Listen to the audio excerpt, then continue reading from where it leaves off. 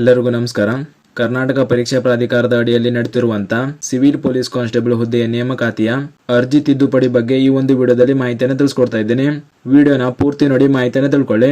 ಮೊದಲನೇದಾಗಿ ಈಗಾಗಲೇ ನಿಮಗೆ ಕೆಎ ಕಡೆಯಿಂದ ಈ ಒಂದು ಸಿವಿಲ್ ಪೊಲೀಸ್ ಕಾನ್ಸ್ಟೇಬಲ್ ನೇಮಕಾತಿಯಲ್ಲಿ ಅರ್ಜಿ ಸಲ್ಲಿಕೆ ಮಾಡಿರುವಂತಹ ಅಭ್ಯರ್ಥಿಗಳಿಗೆ ಅರ್ಜಿ ತಿದ್ದುಪಡಿ ಆಪ್ಷನ್ ನೀಡಲಾಗುತ್ತದೆ ಅಂತ ಮಾಹಿತಿಯನ್ನು ನೀಡಲಾಗಿತ್ತು.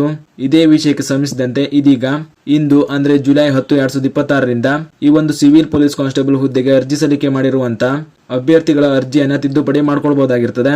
ನೀವೇನಾದ್ರೂ ಈ ಒಂದು ಹುದ್ದೆಗೆ ಅರ್ಜಿಯನ್ನ ಸಲ್ಲಿಕೆ ಮಾಡಿ ನೀವು ಅಪ್ಲಿಕೇಶನ್ ನಲ್ಲಿ ನೀಡಿರುವಂತಹ ಮಾಹಿತಿಯಲ್ಲಿ ಏನಾದ್ರೂ ಬದಲಾವಣೆ ಮಾಡೋರಾಗಿದ್ರೆ ನೀವು ಕೆಎ ಅಧಿಕೃತ ವೆಬ್ಸೈಟ್ ನಲ್ಲಿ ನೀಡಿರುವಂತಹ ಲಿಂಕ್ ಮೂಲಕ ನಿಮ್ಮ ಅರ್ಜಿಯನ್ನ ತಿದ್ದುಪಡಿ ಮಾಡ್ಕೊಳ್ಬಹುದಾಗಿರ್ತದೆ.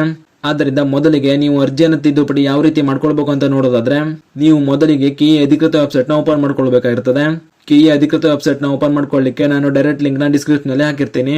ಆ ಲಿಂಕ್ ಮೇಲೆ ಕ್ಲಿಕ್ ಮಾಡಿಕೊಂಡು ನೀವು ಕೆಎ ಅಧಿಕೃತ ವೆಬ್ಸೈಟ್ ನ ಓಪನ್ ಮಾಡ್ಕೊಳ್ಬಹುದು.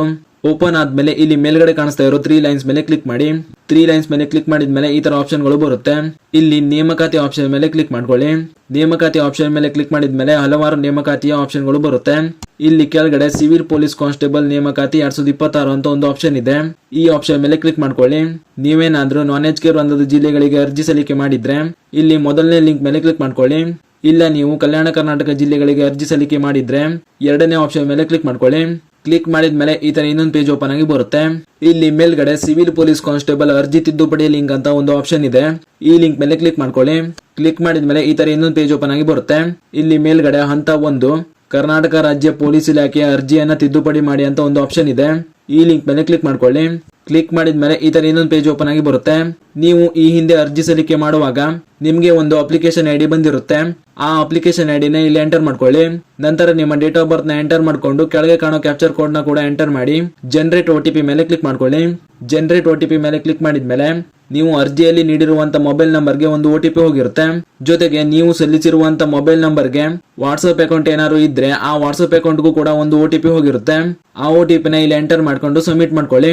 ಸಬ್ಮಿಟ್ ಮಾಡಿದ್ಮೇಲೆ ಈ ತರ ನಿಮ್ಮ ಅಪ್ಲಿಕೇಶನ್ ಓಪನ್ ಆಗಿ ಬರುತ್ತೆ. ಇಲ್ಲಿ ನೀವು ತಪ್ಪಾಗಿ ಮೆನ್ಷನ್ ಮಾಡಿರುವಂತ ಯಾವುದೇ ಮಾಹಿತಿಯನ್ನು ಕೂಡ ಅಪ್ಡೇಟ್ ಮಾಡ್ಕೊಳ್ಬಹುದು. ಮುಖ್ಯವಾಗಿ ನೀವು ಅರ್ಜಿ ಸಲ್ಲಿಕೆ ಮಾಡಿರುವಂತ ಜಿಲ್ಲೆಯನ್ನು ಕೂಡ ಅಪ್ಡೇಟ್ ಮಾಡ್ಕೊಳ್ಬಹುದಾಗಿರ್ತದೆ. ನೀವು ಯಾವ ಮಾಹಿತಿಯನ್ನ ತಪ್ಪಾಗಿ ಮೆನ್ಷನ್ ಮಾಡಿರ್ತೀರೋ ಅಂತ ಮಾಹಿತಿಗಳನ್ನ ಅಪ್ಡೇಟ್ ಮಾಡ್ಕೊಳ್ಳಿ. ತಪ್ಪಾಗಿ ಮೆನ್ಷನ್ ಮಾಡಿರುವಂತ ಅಂತ ಮಾಹಿತಿಗಳನ್ನ ಅಪ್ಡೇಟ್ ಮಾಡಿದ್ಮೇಲೆ ಇಲ್ಲಿ ಕೆಳಗಡೆ ಪ್ರಿವ್ಯೂ ಅಂತ ಒಂದು ಆಪ್ಷನ್ ಇದೆ. ಅದರ ಮೇಲೆ ಕ್ಲಿಕ್ ಮಾಡ್ಕೊಳ್ಳಿ.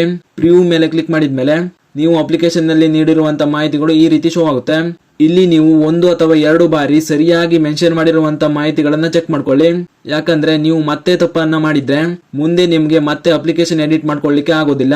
ಆದ್ದರಿಂದ ನೀವು ಅಪ್ಲಿಕೇಶನ್ ನಲ್ಲಿ ನೀಡಿರುವಂತ ಮಾಹಿತಿಗಳನ್ನ ಸರಿಯಾಗಿ ಇನ್ನೊಮ್ಮೆ ನೋಡ್ಕೊಂಡು ಫೈನಲ್ ಸಬ್ಮಿಟ್ ನ ಮಾಡ್ಕೊಳ್ಳಿ. ಹೀಗೆ ನೀವು ಈಸಿಯಾಗಿ ನಿಮ್ಮ ಮೊಬೈಲ್ ನಲ್ಲಿಯೇ ನಿಮ್ಮ ಅಪ್ಲಿಕೇಶನ್ ನ ಎಡಿಟ್ ಮಾಡ್ಕೊಳ್ಬಹುದು. ಅಪ್ಲಿಕೇಶನ್ ತಿದ್ದುಪಡಿ ಮಾಡಿರುವಂತ ಅಭ್ಯರ್ಥಿಗಳು ನಿಮ್ಮ ಅಪ್ಲಿಕೇಶನ್ ಅಪ್ಡೇಟ್ ಮಾಡಿದ್ಮೇಲೆ ನಂತರ ಈ ರೀತಿ ಹೋಮ್ ಪೇಜ್ ನ ಓಪನ್ ಮಾಡ್ಕೊಳ್ಳಿ. ಇಲ್ಲಿ 5ನೇ ಹಂತ ಪ್ರಿಂಟ್ ಅಪ್ಲಿಕೇಶನ್ ಅಂತ ಒಂದು ಆಪ್ಷನ್ ಇದೆ. ಈ ಲಿಂಕ್ ಮೇಲೆ ಕ್ಲಿಕ್ ಮಾಡ್ಕೊಂಡು ನೀವು ಅಪ್ಡೇಟ್ ಮಾಡ್ಕೊಂಡಿರುವಂತ ನಿಮ್ಮ ಅಪ್ಲಿಕೇಶನ್ ನ ಡೌನ್ಲೋಡ್ ಮಾಡ್ಕೊಳ್ಳಿ. ಇದು ಈ ಸಿವಿಲ್ ಪೊಲೀಸ್ ಕಾನ್ಸ್ಟೇಬಲ್ ನೇಮಕಾತಿಗೆ ಸಂಬಂಧಿಸಿದಂತ ಅರ್ಜಿ ತಿದ್ದುಪಡಿ ಮಾಹಿತಿಯಾಗಿತ್ತು. ಈ ಮಾಹಿತಿಯನ್ನು ನಿಮ್ಮ ಸ್ನೇಹಿತರು ಶೇರ್ ಮಾಡಿ ಅವರು ಕೂಡ ತಿಳಿಸಿ. ಹಾಗೂ ಇದೇ ರೀತಿ ಮುಂಬರುವಂತ ಮಾಹಿತಿಗಳಿಗಾಗಿ ಚಾನಲ್ ನ ಸಬ್ಸ್ಕ್ರೈಬ್ ಮಾಡಿ ಅಂತ ಹೇಳ್ತಾ ಈ ವಿಡಿಯೋನ ಇಲ್ಲಿಗೆ ಮುಗಿಸ್ತಾ ಇದ್ದೀನಿ. ಧನ್ಯವಾದಗಳು.